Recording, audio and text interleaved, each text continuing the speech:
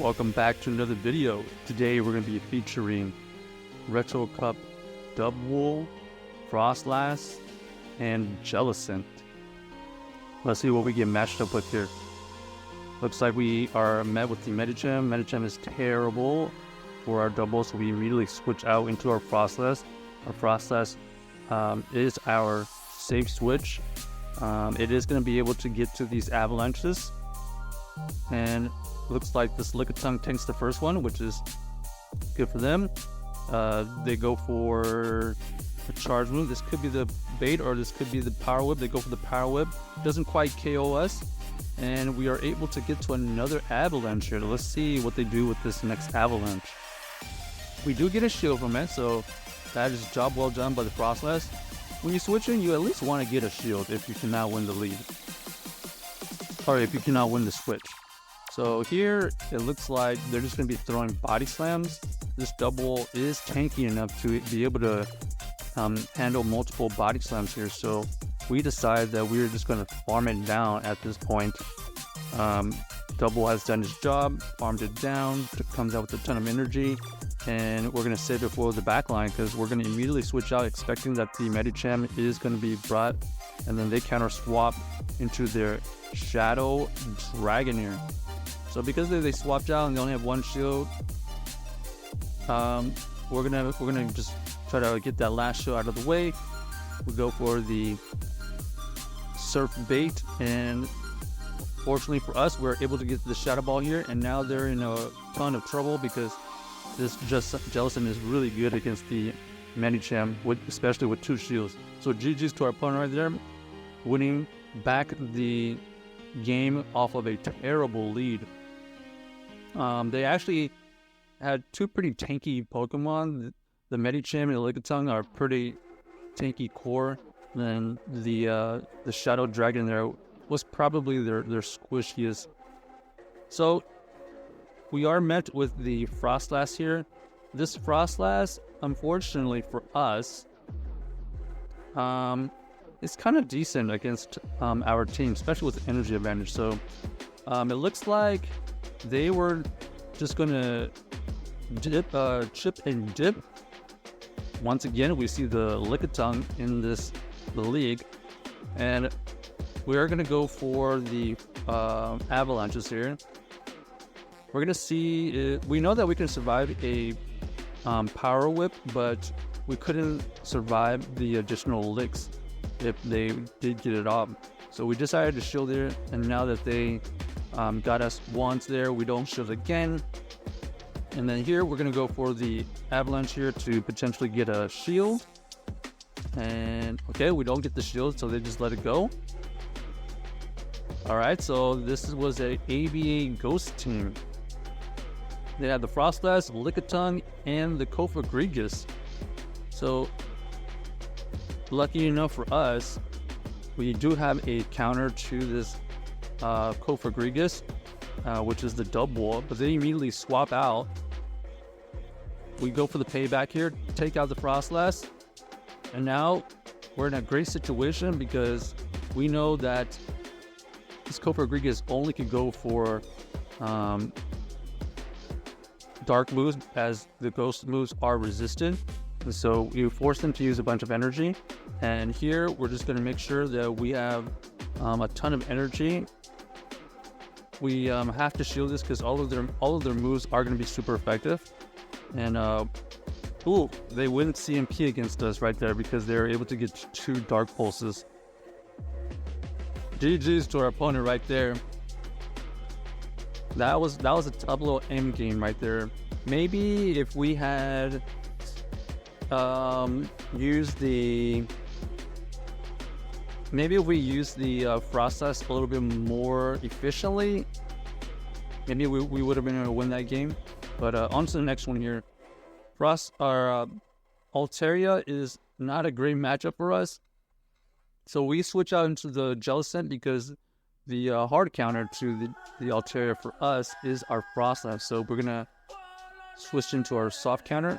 They switch into their Lantern. This Lantern is going to be able to do potentially a super effective electric move, which is exactly what they do. They KO us. So here not a great situation, right? Because right now we haven't got any of the shields, and they've just been maintaining alignment. So we come in with our Dubwool. This Dubwool has to do a ton of work. Either we gotta get a shield, or we gotta take this out with just the farm down. Let's see what happens. This Dubwool is gonna go for a body slam. This body slam does get shielded, which is good for us. Now we got a decision. Are we gonna shield here? Okay, we do shield. It ends up being the serve. They end up switching out, but because of the switch out, we know that this Dubwool is going to be used better against this Munchlax. So we're going to be just staying in, and we're going to be throwing a ton of body slams. Are we going to get our last shield here? No. So we do force this Munchlax to use their last bit of energy. And this is now officially in farm down range. So this is great for the Froslass. Froslass with some energy is really good. Let's see if it can close out the game. So like I said, we had the Altaria in the back. Luckily for us, the Froslass was lurking. Okay, so we're gonna go for Avalanche there to force out the last shield. And then here, we're just gonna make sure we play this very smartly. We know that they're going to throw a move, so that's why we didn't throw as soon as we had the Avalanche. We actually want to build up to 2 Avalanches here to ensure the win, which indeed is what we do. This is going to be GG's because we're going to throw Avalanche here. We have another Avalanche ready, and that Altaria is double with ISO. This is GG's to our opponent. That was good end game management right there. That Froslass did come in the clutch at the end because it was able to farm down that Munchlax. I think if our opponent didn't switch out into that Munchlax, we would have been in big trouble.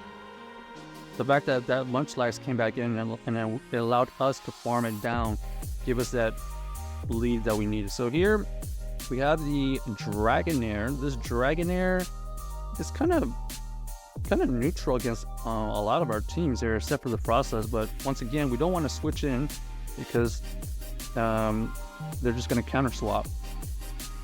So we're just going to play this out. We are going to be able to tank the body stem. So that ends up forcing the switch out from our opponent, which is kind of what we wanted. They actually had the Medicham lurking in the back, so the Dubwool would have had a very, very bad situation. So here we decide that we're gonna tank that first move. It ends up being psychic, so kind of bad for us. Our opponent doesn't shield the first one, so we have to go for 2 avalanches just to take it out. And then in comes the Lantern. This Lantern in the back is actually pretty bad for us.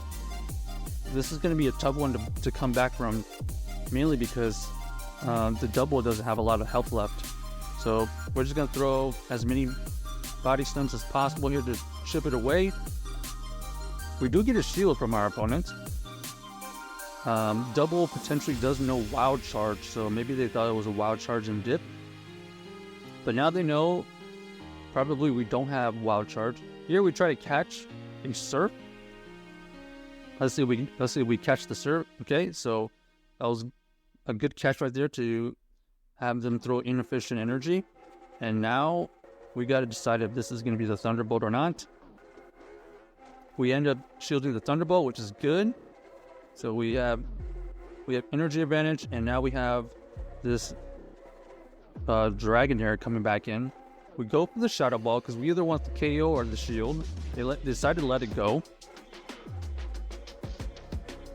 Here we're going to go for the Shadow Ball to get that last shield.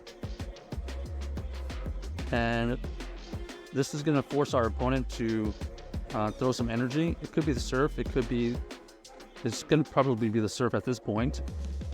And then now we're going to see if we can get to a charge move here. Unfortunately for us, unable to get to that last body slam the body slam would not have KO'd, so it wouldn't have mattered.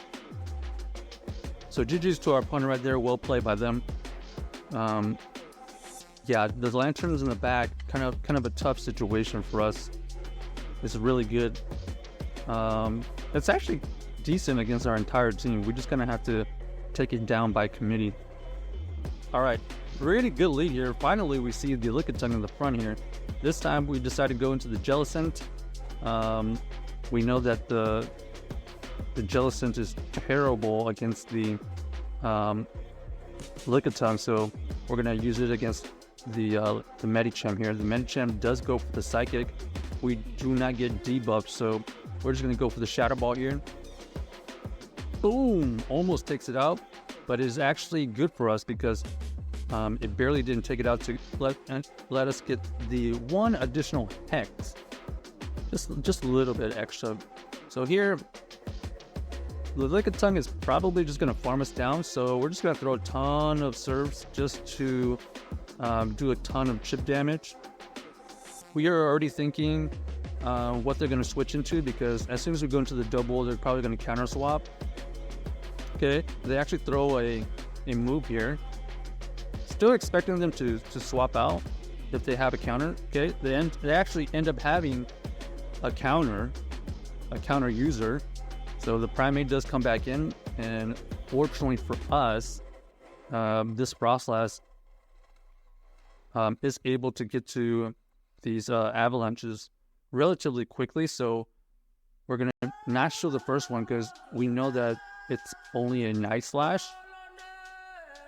And we don't shield the first one also because it potentially could have got boosted. Now we shield the Night Slash. And now we're just going to go for this last avalanche here. This last avalanche would either KO or get the last shield. We do get the last shield. And luckily for us, we already have a body slam on our double saved. We immediately throw it. And it does KO the Primate. And now it's just GG's. This is just a well-played game. They actually end up having the double fighters in that. So check out this team. Let us know if you enjoyed it, and let us know if you enjoyed the video.